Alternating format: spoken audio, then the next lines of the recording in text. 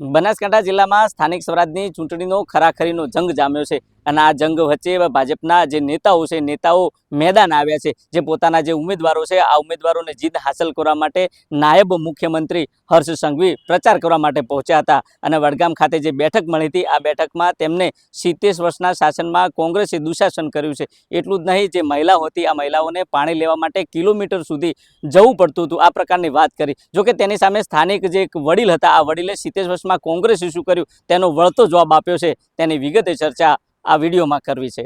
વૈષ્ણવજન તો તેને કહીએ જે પીડ પરાઈ જાનાને રે।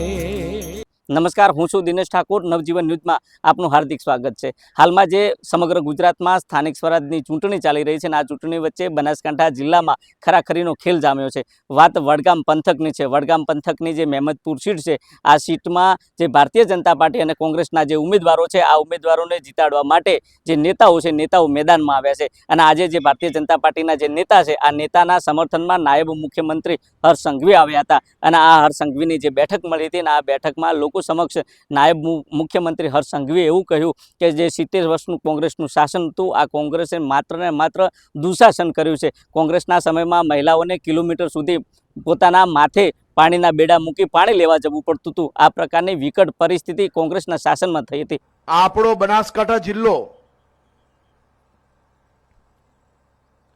તે કોંગ્રેસના શાસનમાં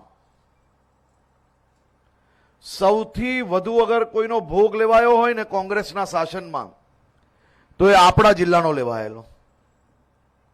અહીંયા બેઠેલા મારા વડીલો, મારી માતાઓ, તમને પાક્કો અંદાજો હશે કે કોંગ્રેસના સમયે આપણા ખેતરોની હાલત શું હતી અને આજ કોંગ્રેસના દુશાસન વખતે મારી માતાઓ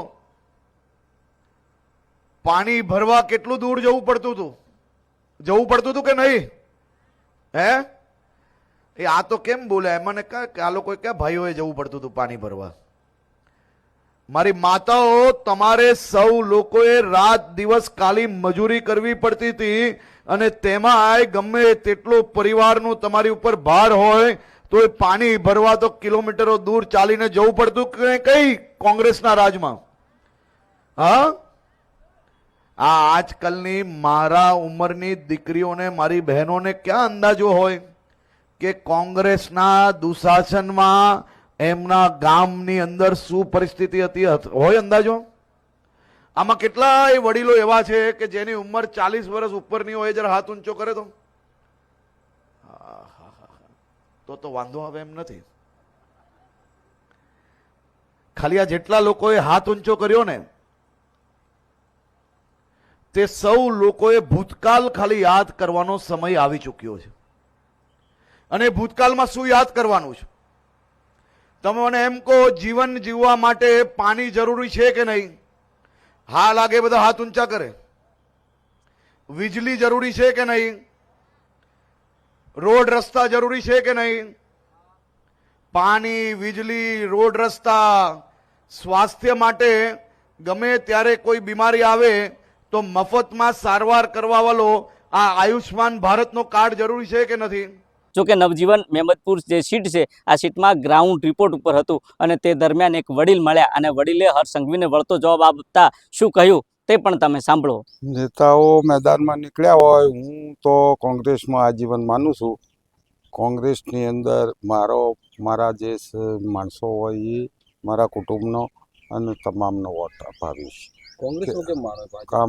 કોંગ્રેસમાં માનવાનું કારણ એ છે સાહેબ, 1947ની અંદર ભારત દેશ આપણો અંગ્રેજોની ગુલામાની આઝાદ થયો એટલે તમામ વર્ગના લોકો, ચૌધરી છે, રાજપૂત છે, એ દરેક વર્ગના લોકો એ સંપૂર્ણપણે ગરીબ હતા। કોઈની પાસે વાણીઓ સિવાય વ્યવહાર નહોતો, કોઈની પાસે કોઈ હતું નહીં। ખેડૂતોને ખેતી કરવા માટે કોઈ પણ આજીવિકાનું સાધન હતું નહીં।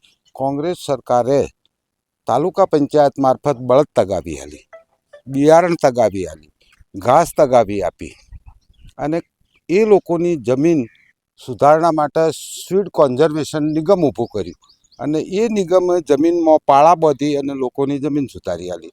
ખેડૂતોને હવે પિયત નહોતું, બાઠવાની જમીન, ખેડૂતો પૈસા નહોતા, એટલે પછી કમાન્ડ એરિયા નક્કી કર્યો અને પાણી પુરવઠા નિગમ ઊભું કર્યું અને લોકોને સિંચાઈનું પાણી આલવા માંડ્યા. એમ કરી એના પછી કૂવા કરવા માટે શરૂઆતમાં જમીન વિકાસ બેંકની સ્થાપના થઈ, બીજી કોઈ બેંકો હતી નહીં. એ બેંક મારફત ખેડૂતોને સબસિડી પ્લસ ધિરાણ આલવામાં આવ્યું અને ખેડૂતો ધીમે ધીમે કૂવા બનાવ્યા, પછી મશીન લાવવા માંડ્યા, મશીનોમાં સબસિડી આલતા. અહીંયા જે ડીઝલ મશીનોમાં વપરાતું એ ડીઝલ તાલુકાની અંદર વડગામ મળતું એની અંદર પણ સબસિડી આલતા. પછી વણકર સમાજ આવ્યો કે ભાઈ આ સમાજને શું કરીશું, તો એના માટે એ લોકોએ ખાદી ગ્રામો ઉદ્યોગ બોર્ડ આખું ઊભું કર્યું. એમના મારફત કાચું સૂતર આલવા માંડ્યા, એમને શાળ માટે સબસિડી આલવા માંડ્યા અને તૈયાર જે સૂતર થાય ખાદી જે ગ્રામો ઉદ્યોગ ખરું એ ખરીદીને લઈ જાય. ચમારો માટે શું કરવું, તો એમના માટે પણ એ પ્રમાણે યોજનાઓ બનાવી, એમને પણ સબસિડી આલી. બીજા રબારી આવ્યા તો કે ઘેટો બગરા નિગમ ઊભું કર્યું.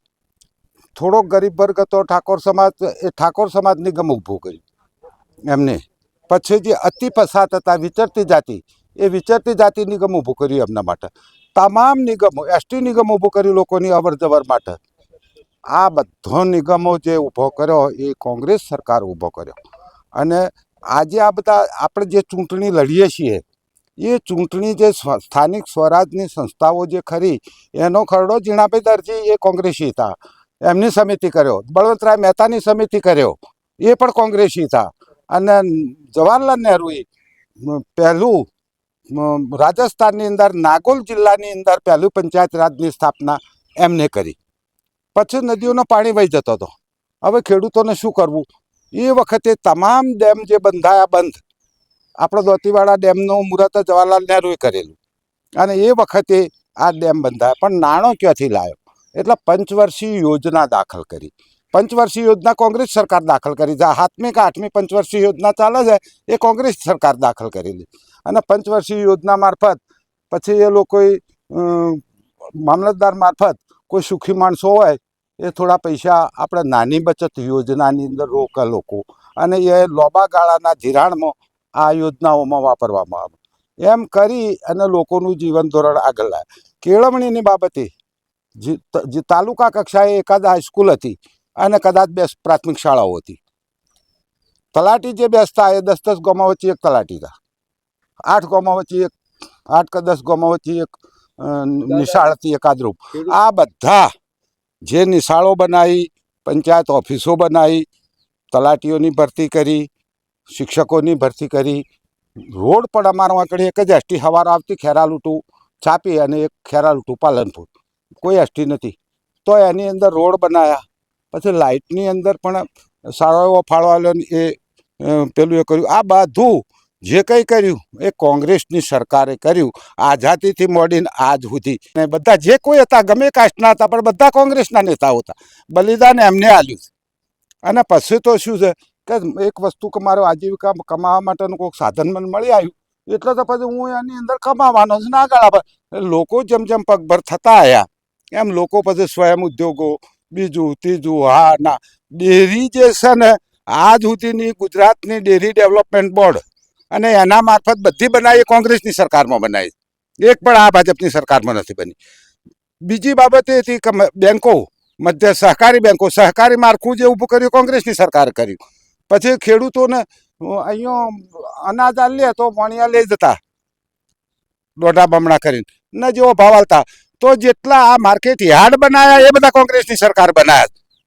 આ બધું જ કોંગ્રેસી બનાવ્યું છે. ભાજપ મારા હમાયન કી અરે સાહેબ એ જે હાલ પ્રચાર કરવા નીકળે છે ને એમને તમે પૂછો કે તમે ભણ્યા યુનિવર્સિટી અને સ્કૂલો કરે બનાવી હતી, એ કોંગ્રેસની સરકાર બનાવી.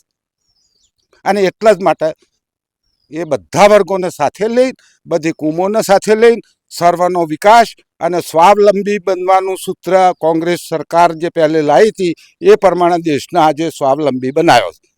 અને એટલા માટે સાહેબ હું કોંગ્રેસનો માનું છું. વિકાસ કર્યો છે. વિકાસ દેખાડો ખોટું છે સાહેબ. મારા ઘરની અંદર લાખો રૂપિયા હોય ને, લાખો રૂપિયા હોય તો હું 20 માણસો તો મારું બીજું છે. અત્યારે તો કેટલા બધા ટેક્સો છે, કેટલી બધી આવકો છે, એમાંની 50% ભ્રષ્ટાચાર થાય છે સાહેબ. ખેડૂતોની આવક ડબલ થઈ છે પાછી. કોઈ જગ્યાએ થઈ નથી. ખેડૂતોનું તો શોષણ થાય તો 1000 રૂપિયા કોંગ્રેસની સરકારથી તંજાળે રાયડાના હતા અને અત્યારે રાયડાના 1000 રૂપિયા છે તો હોનું 1.5 લાખ રૂપિયા છે. મને કોણ ખેડૂતોના કયા ભાવની અંદર ડબલ પૈસા થયા એ?